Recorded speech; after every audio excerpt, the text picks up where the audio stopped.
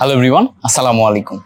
আমি এখন আমার ইউনিভার্সিটি বুটেক্সে আছি। সো বুটেক্সে বসে ভাবলাম তোমাদের জন্য একটা শর্ট ভিডিও বানাই, 10 মিনিটের ভিডিও, যেখানে আমি আমার বিগত 10 বছরের লাইফ থেকে তোমাদের জন্য আগামী 10 বছরের লাইফ সুন্দর করে গোছানোর জন্য কিছু লাইফ এক্সপিরিয়েন্স শেয়ার করি। বেশি না, মাত্র 5টা লাইফ এক্সপিরিয়েন্স শেয়ার করব। এবং এই 5টা লাইফ এক্সপিরিয়েন্স তুমি যদি ভালো করে বোঝার চেষ্টা করো, তাহলে দেখবা যে তোমার আগামী 10 বছরের লাইফ তুমি যখন সাজাবা, তখন সুন্দর করে এই এক্সপিরিয়েন্স গুলা তোমাকে কাজে দিবে যে তুমি কি কি জায়গাতে অ্যাওয়ার্ড থাকবা, কি কি জায়গাতে ভালো করতে হবে, কি কি জায়গাতে কিভাবে আগাতে হবে। সো আমার মনে হয় যে এই জিনিসপত্রগুলো আমি অনেক ঠেকে ঠেকে শিখছি, বিভিন্ন টাইপের ইনসিডেন্টের ভিতর দিয়ে শিখছি।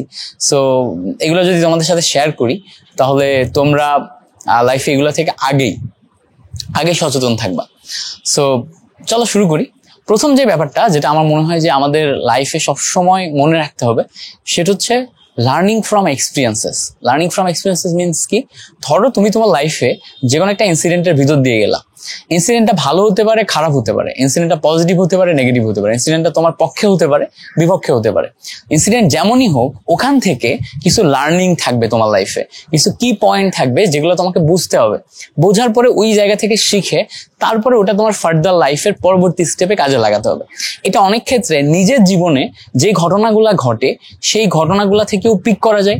আবার অনেক ক্ষেত্রে এরকম ঘটে যে আমরা আমাদের আশেপাশের মানুষগুলা বা আমাদের আশেপাশের পাড়া প্রতিবেশী, আত্মীয় স্বজন, ভাই বোন, বাবা মা, তাদের জীবনে ছোট ছোট বিভিন্ন ঘটনা ঘটতে দেখি। সেই ঘটনাগুলা থেকেও কিন্তু শেখা যায়।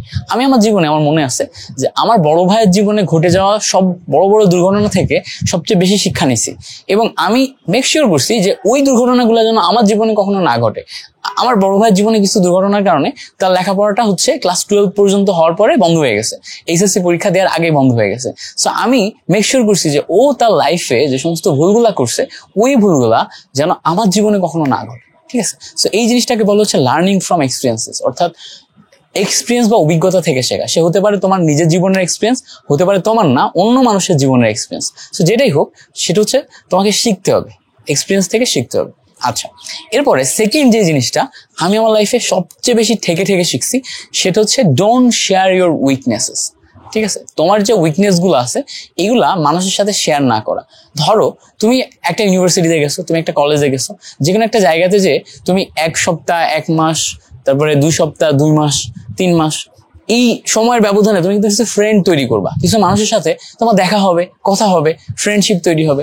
এখন এই সমস্ত মানুষগুলোর প্রতি তুমি যদি অনেক বেশি বিশ্বাস করো, অনেক বেশি তুমি বিশ্বস্ত হয়ে যাও, তাদের সাথে তুমি অনেক বেশি কানেক্টেড ফিল করো, তুমি একসাথে থাকার কারণে কানেক্টেড ফিল করতেই পারো। অ্যান্ড কানেক্টেড ফিল করার পরে তুমি যদি তোমার লাইফের খুব সিক্রেট কিছু কথা, খুব উইকনেস, তোমার জীবনের যেই কথাগুলো দিয়ে তোমাকে ব্ল্যাকমেইল করা সম্ভব, যেই ঘটনাগুলো দিয়ে তোমাকে ব্ল্যাকমেইল করা সম্ভব, যেগুলা তোমার উইক পয়েন্ট, যেগুলোতে মানুষ বারবার আঘাত করতে পারবে, এই টাইপের ব্যাপারগুলো শেয়ার করে ফেলো, দেন দ্যাট ইজ দ্য প্রবলেম।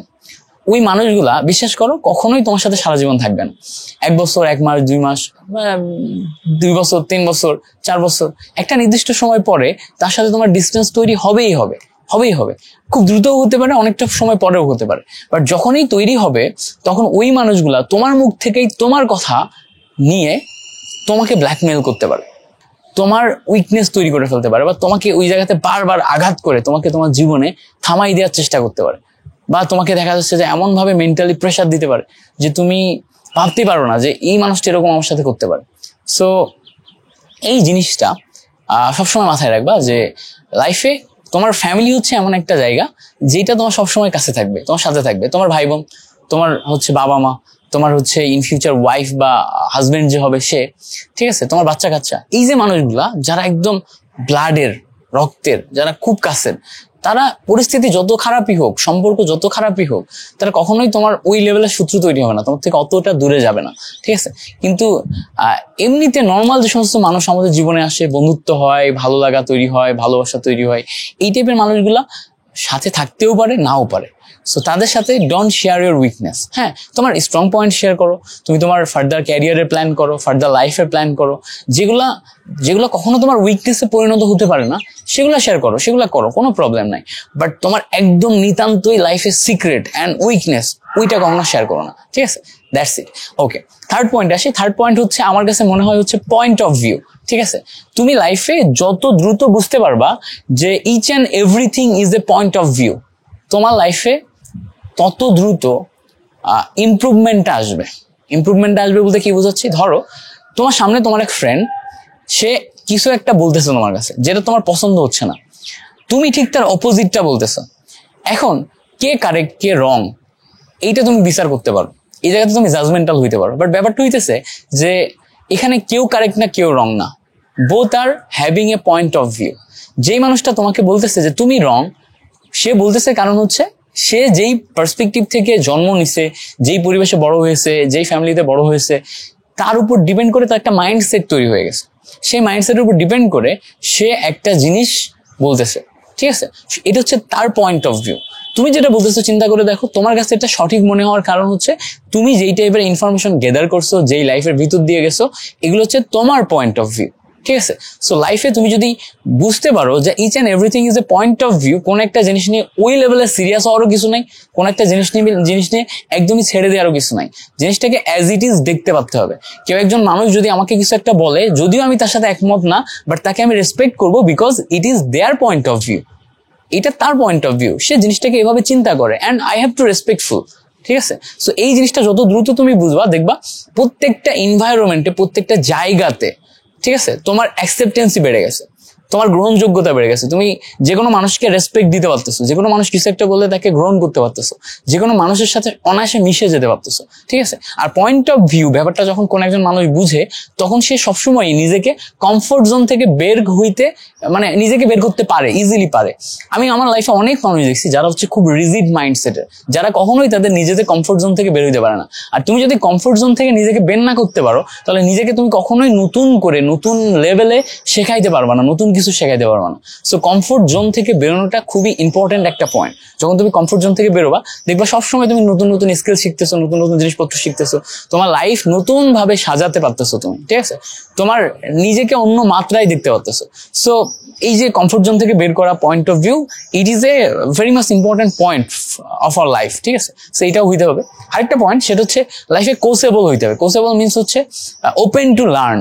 যে কোনো জিনিস তোমার সামনে যদি আসে, এটা তোমাকে শিখতে পারতে হবে, তোমাকে শেখার জন্য প্রিপেয়ার থাকতে হবে যে না, আমি এটা শিখবো, আমি এটা শিখতে পারবো। দেন দেখবা তুমি লাইফে অনেক বেশি সাকসেসফুল হচ্ছ। ঠিক আছে, যে কোনো মোমেন্টে লাইফে অনেক বেশি সাকসেসফুল হতে পারবা এই জিনিসপত্রগুলা তুমি যদি মেনটেন করতে পারো। আচ্ছা, ফোর্থ পয়েন্টে আসি। ফোর্থ পয়েন্ট আমার কাছে যেটা মনে হয় খুবই ইম্পর্টেন্ট পয়েন্ট আমাদের লাইফে সবার জন্য, সেটা হচ্ছে অন্যের সফলতায় খুশি হতে শেখা। আমি আমার লাইফে খেয়াল করে দেখছি যে যতদিন পর্যন্ত না আমি শুধুমাত্র নিজের সফলতায় খুশি হতাম, ততদিন আমার সফলতাগুলো খুব লিমিটেড ছিল। আমি একটা নির্দিষ্ট লেভেলের বাইরে যে কখনো চিন্তা করতে পারতাম না। যখনই আমি অন্যের সফলতায় জেনুইনলি ভিতর থেকে খুশি হতে শিখছি, ধরো আমার আশেপাশে একটা ফ্রেন্ড, ও একটা ছোট্ট কাজ করছে যেটা তো সফল হয়েছে, এন্ড আমি খুবই খুশি হয়েছি ওর জিনিসটা শুনে। ধরো আমার বাসার কোনো একজন মানুষ, ধরো আমার দুঃসম্পর্কের কোনো একজন আত্মীয়, বা যে কোনো মানুষ, বা আমার স্টুডেন্ট, ও যে কোনো একটা জায়গাতে সফল হয়েছে, এন্ড যেই মোমেন্টে আমি জেনুইনলি ভিতর থেকে ওর সফলতায় খুশি হতে শিখছি, ওই মোমেন্টে আমার মনে হয়েছে যে আমি আমার নিজের বাইন্ডিংস গুলাকে পার করে অন্য লেভেলে যাওয়া শুরু করছি। এটা কেন, এটা কিভাবে কাজ করে, চলো একটু ব্যাখ্যা দিই। ধরো তোমার আশেপাশে কোনো একজন মানুষ, ও একটা সিম্পল জিনিসে সফল হয়েছে, বা একটা খুব কঠিন জিনিসে সফল হয়েছে। এখন ও যদি সফল হয় আর তোমার চোখে মুখে এরকম ভাব থাকে যে তুমি অতটাও খুশি হওনি ওর সফলতায়, ও কিন্তু জীবনেও ও কিভাবে সফল হয়েছে, কেন হয়েছে, কি কি করে হয়েছে, ওই সিক্রেটস গুলো তোমার সাথে শেয়ার করবে না। বাট তুমি জেনুইনলি মন থেকে খুশি হওয়ার জন্য তুমি সেটা প্রকাশ করো, ওর সাথে এক্সপ্রেস করো, দেখবা ওই মানুষটা ওর সমস্ত সিক্রেটস গুলো এমনি তোমার সাথে বলতেছে। আর যেই মোমেন্টে তুমি ওর টেকনিক, ওর সিক্রেটস, ওর স্টাইল, ওর ওয়ে অফ থিঙ্কিং, এই জিনিসপত্র বুঝতে পারবা, দেখবা ওই মোমেন্ট থেকে তুমি ওই জিনিসটা ক্র্যাক করার জন্য এক স্টেপ আরো বেশি আগিয়ে গেলা, তুমি লাইফে আরো এক স্টেপ আগিয়ে গেলা। So that's the point. তুমি যদি অন্যের সফলতায় খুশি হইতে শিখো নিজের ভিতর থেকে জেনুইনলি, দেখবা যে তুমি তোমার সমস্ত বাইন্ডিংস পার করে অন্য একটা লিমিটে যে সফল হওয়া শুরু হয়েছে। ঠিক আছে, অন্য একটা লিমিটে সফল হইতে গেলে এই জিনিসটা মেনটেন করা খুবই গুরুত্বপূর্ণ।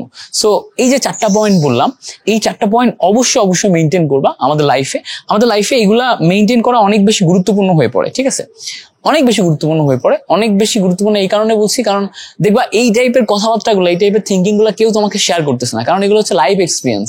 আর মানুষ তার লাইফ এক্সপিরিয়েন্স থেকে যা কিছু শিখে এগুলোকে সে অনেক বেশি ভ্যালুয়েবল মনে করে, এই জন্য শেয়ার করে না। ঠিক আছে, আরেকটা জিনিস 5 নম্বর যে পয়েন্ট, এই 5 নম্বর পয়েন্টটা আমি বলবো হচ্ছে যে লার্নিং ফ্রম এক্সপিরিয়েন্স। এটা তো বলছি অলরেডি, সরি। বি অলরাউন্ডার কেন? কারণ দেখবা যে তুমি পার্টিকুলারলি একটা বা দুইটা বা তিনটা স্কিল অনেক ভালো করে অর্জন করতে পারো।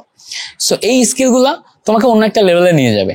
বাট তুমি যদি প্রত্যেকটা বিষয় সম্পর্কে একটা মিনিমাম লেভেলের নলেজ রাখো, মিনিমাম লেভেলে চালিয়ে নেওয়ার মতো নলেজ রাখো, দেখবা যে কোনো জায়গায় যে কোনো কাজে তুমি যে অটোমেটিক অ্যাডজাস্ট করে ফেলতে পারতেছো। ঠিক আছে, আর এই অ্যাডজাস্টমেন্ট হওয়ার কারণে তুমি দেখবা অনেক জায়গাতে তুমি প্রায়োরিটি পাবা। কারণ একটা বিষয় স্কিল এখন অনেকে আছে, বাট মানুষজন তাদেরকেই খুঁজে, মানুষজন তাদেরকেই সবচেয়ে বেশি অ্যাকসেপ্ট করে যাদের সর্ববিষয়ে সবকিছু জানা আছে বা নলেজ আছে, বা সে যে কোনো সিচুয়েশন হ্যান্ডেল করতে পারবে।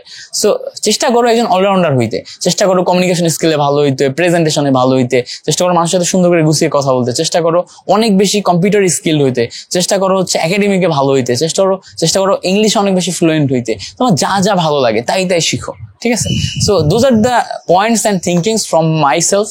আশা করি এই অভিজ্ঞতাগুলা তোমার লাইফে কাজে দিবে, অ্যান্ড এই 10 মিনিটের শেখানো এক্সপিরিয়েন্স গুলা তোমাকে জীবনে অন্য একটা লেভেলে নিয়ে যাবে।